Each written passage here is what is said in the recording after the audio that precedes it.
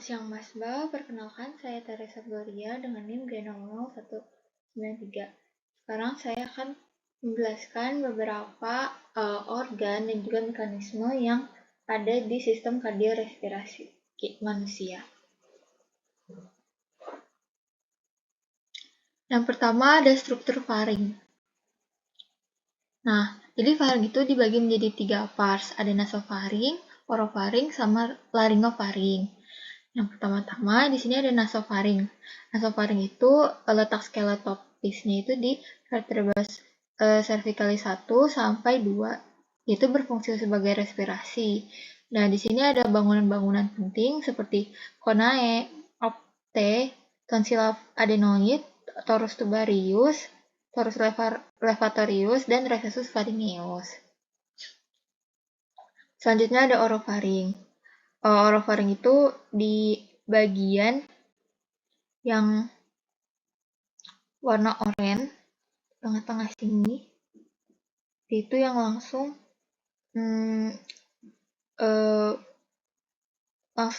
berdekatan dengan banyak muara dan epiglottis gitu.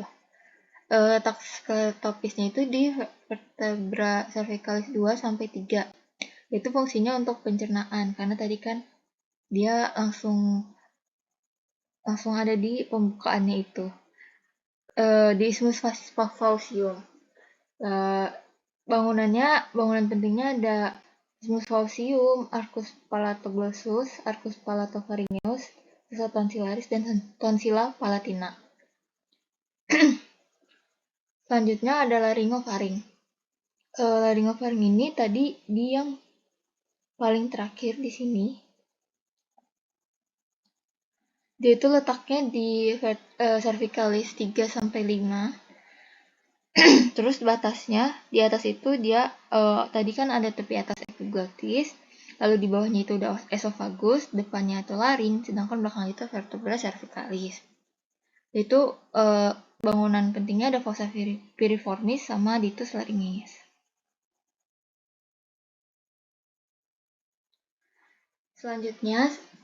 Selanjutnya saya akan menjelaskan struktur eksterna jantung. Jadi di setiap jadi jantung itu kan dapat diidentifikasi adanya apex, basis, dan 3 fasies. Ini di sini. Ada fasies anterior, pulmonalis, dexter, sama diaphragmatica. Nah, basis itu akan mengarah ke bahu kanan, sedangkan apex itu akan mengarah ke panggul kiri. Lalu di basisnya itu terdiri dari atrium dextrum yang menghadap ke belakang dan ke arah craniolateral dextra. Sedangkan apex cordis itu nantinya akan mengarah ke ventrocaudal sinistra.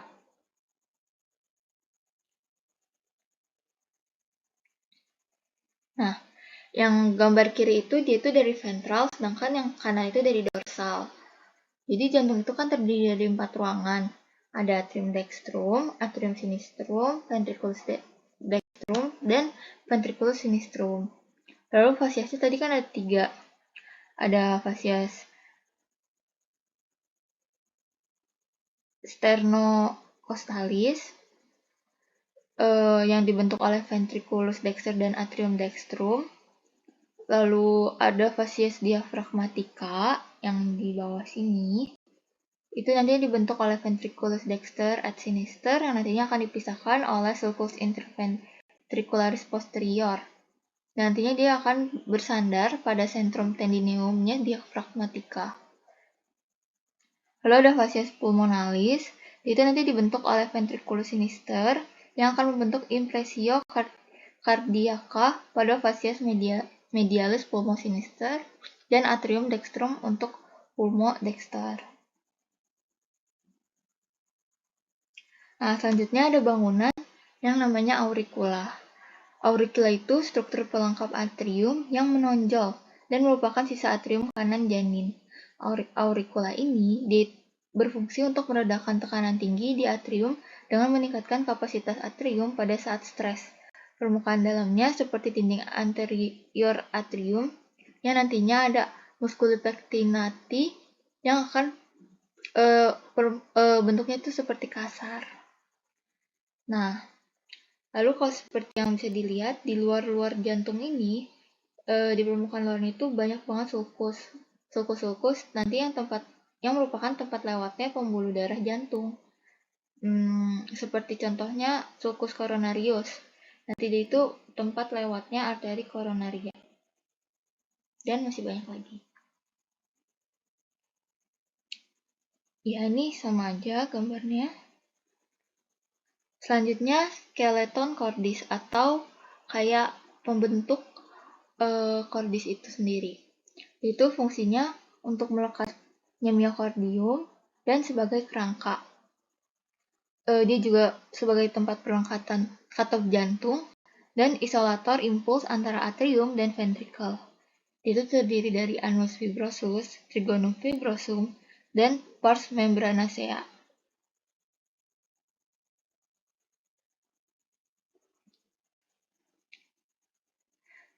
Selanjutnya, struktur interna jantung.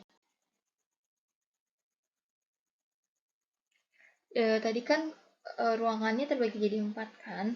Jadi sekarang saya akan menjelaskan masing-masing ruangan jantung itu. Yang pertama ada atrium dexter. Ketika dibelah gitu, dia ada bagian halus sama bagian kasar. Yang ini yang halusnya, yang ini kasarnya. Yang bagian halus itu merupakan sinus venarum cavarum, sedangkan yang bagian kasarnya itu merupakan musculi pectinati. Nantinya keduanya itu dipisahkan oleh crista terminalis dan sulcus terminalis. Lalu terdapat fossa ovalis dan limbus ovalis, yang merupakan obliterasi foramen ovale yang berada di septum interatriale. Nih, yang bulat seperti ini. Ya. Selanjutnya ada osium atrium dextra yang menghubungkan dengan ventriculus dexter, lalu osium sinus coronarius yang menghubungkan valvula de Bessi, sama osium vena cava inferior yang menghubungkan ke valvula Eustachii.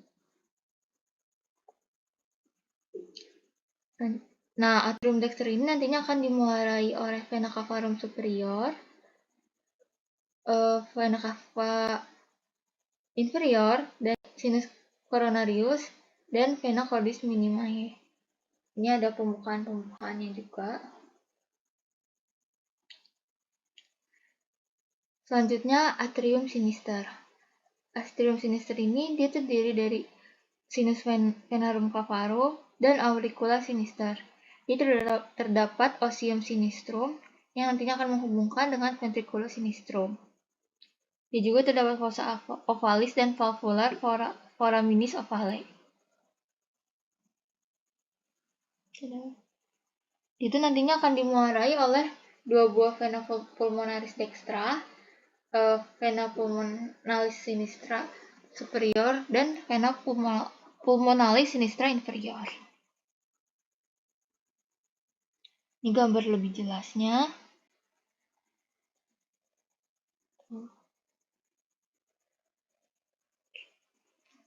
Selanjutnya, ventriculus.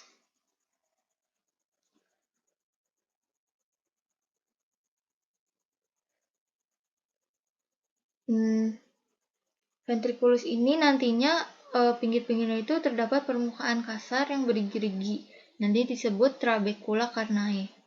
Nah, trabecula carnae ini ada 3 jenis.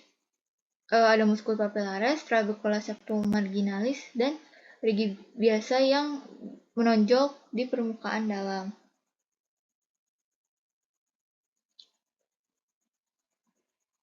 Lalu ada septum interventriculare yang merupakan sekat antara ventrikel kanan dan kiri. Lalu ada ostium trunci pulmonalis yang menghubungkan dengan truncus pulmonalis yang dibatasi oleh valva trunci pulmonalis. Ini gambar jelasnya. Dia dibanding atrium yang tadi dia masih ada halusnya, tapi di sini udah kasar banget. Lalu juga tadi ada trabecula dan juga ada katup, udah ada katup besarnya, gambarnya sangat kasar. Lalu selanjutnya ventriculus sinister. Nah, ventriculus sinister ini tadinya itu dia yang membentuk apex cordis tadi. Nah, terus myocardium di ruangan ini dia lebih tebal dibanding ruangan yang lain.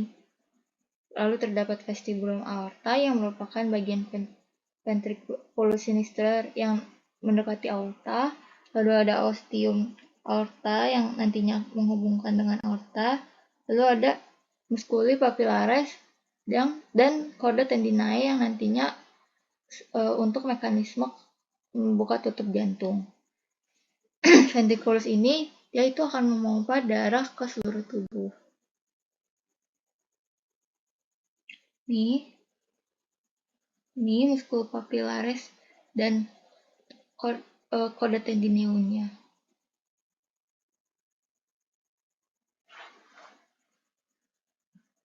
Selanjutnya mekanika katup jantung. Nah, jantung itu kan tadi memiliki 4 katup kan. Katup aorta, katup mitral, pulmonal, dan trikuspid. Nah, keempat yang katup ini nanti akan membuka dan menutup untuk membantu memindahkan darah dari satu area ke area lain. Dua katup mitral dan trikuspid, dia akan mengalirkan darah dari bilik atas jantung atau atrium ke ventrikel. Lalu dua katup lainnya, katup aorta dan pulmonal, itu akan mengalirkan darah ke paru-paru dan ke seluruh tubuh melalui ventrikel. Nah, ketika katup jantung membuka dan menutup, maka itu akan menghasilkan suara yang kita bisa dengar sebagai detak jantung kita. Jadi untuk mekanikanya itu, yang pertama, darah itu kan kembali dari tubuh ke atrium kanan. Nah, darah ini telah kehabisan oksigen. Ketika oksigen dikirim, karena oksigen tadi kan sudah mengalami difusi di jaringan tubuh. Nah, di atrium kanan ini, dia kan sudah penuh dengan darah yang kekurangan oksigen. Lalu, darahnya itu akan dipompa melalui katup trikuspid ke dalam ventrikel kanan. Kemudian, ventrikel kanan nanti akan berkontraksi untuk memompa darah melalui katup pulmonal ke dalam arteri pulmonal. Arteri pulmonal ini nantinya akan membawa darah dari jantung ke paru-paru, yang dimana di darah di paru-paru itu kaya akan oksigen. Nah, pada saat yang sama, darah yang kaya oksigen itu akan kembali dari paru-paru melalui atrium kiri. Atrium kiri kemudian memindahkan darah melalui katup mitral ke ventrikel kiri. Nah, ketika ventrikel kiri berkontraksi, ia akan menggerakkan darah melalui katup aorta ke dalam aorta. Aorta kemudian memasok darah ke seluruh tubuh, dan tugas katup tadi itu adalah mengalirkan darah melalui jantung.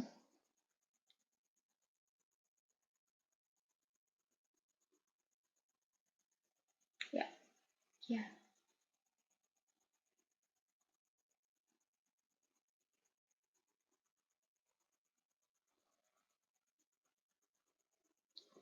Nah, jadi tugas katup-katup tadi itu untuk membantu mengalirkan darah dan mencegah agar darah itu balik lagi. Selanjutnya, diafragma. Diafragma itu merupakan pembatas dari kavitas torakis dengan kavitas abdominis. Itu terbagi menjadi 2 pars muscularis dan centrum tendineum. Pars muscularis sendiri itu dibagi menjadi 3 lagi, ada pars sternalis yang nantinya terdapat trigonum sternocostalellare yang akan dilewati oleh arteri vena epigastrica superior. Lalu ada pars costalis yang bentuknya seperti kubah, dan pars lumbalis yang terdapat arcus lumbosacralis medialis, dan lateralis. Nah, nanti bagian pars lumbalis diafragma ini akan melekat pada vertebrae lumbalis dan membentuk crus dextrum dan crus sinistrum. Lalu pars diafragma ini next. Selanjutnya ada centrum tendineum. Di sini di gambar sini centrum tendineum itu yang putih-putih ini, sedangkan tadi yang pars muscularisnya itu yang warnanya oranye-oranye ini karena dia otot. Nah, di centrum tendineum itu terdapat hiatus aorticus yang setinggi VTH 12 yang nantinya akan dilalui oleh aorta, ductus thoracicus, dan vena azygos dan hemiazygos. Lalu ada hiatus esophagus setinggi VTH 10 yang nantinya akan dilalui oleh esophagus, ramus esophageae, dan arteri gastrica sinistra. Lalu ada foramen vena cava morgagni yang setinggi VTH 8 nantinya akan dilalui oleh vena cava inferior, nervus phrenicus dexter, dan fossa lymphatica. Lalu juga nanti ada trigonum sternocostale atau lare yang akan dilalui oleh arteri vena epigastrica superior dan fossa lymphatica. Nah, nanti diafragma itu akan divaskularisasi oleh arteri phrenica inferior dan superior, arteri cardiophrenicia, arteri muscula phrenica, dan venanya juga memiliki nama yang sama. Dan dia akan diinervasi oleh nervus phrenicus atau nervus spinalis cervicalis 3-5. Selanjutnya, saya akan menjelaskan mengenai mediastinum. Nah, jadi mediastinum merupakan ruang antara kavitas thoracis di antara kedua kavitas pleura. Itu nanti terbagi menjadi 3. Ada mediastinum superius, mediastinum anterius, dan mediastinum inferius.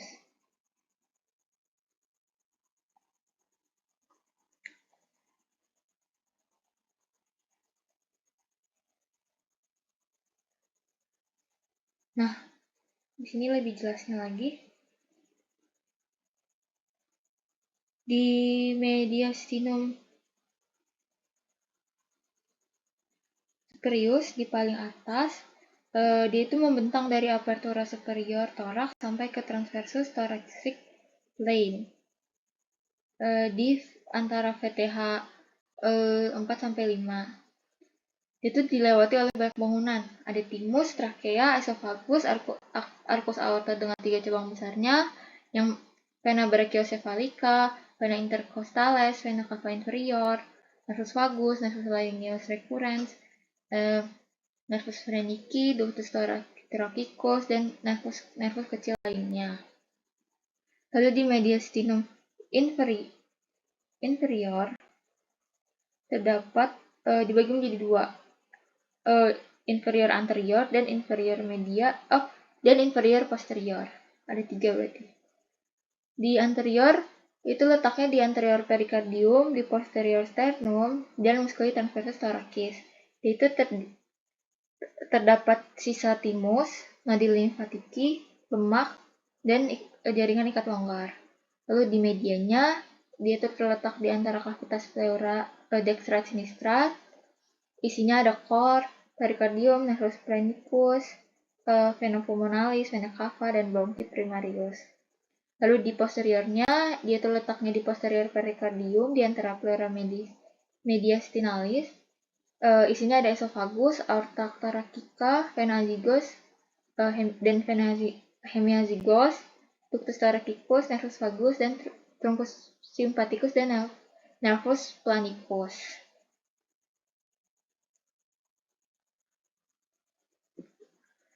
Oke, sekian penjelasan mengenai organ dan mekanisme dari kardiorespirasi. Terima kasih.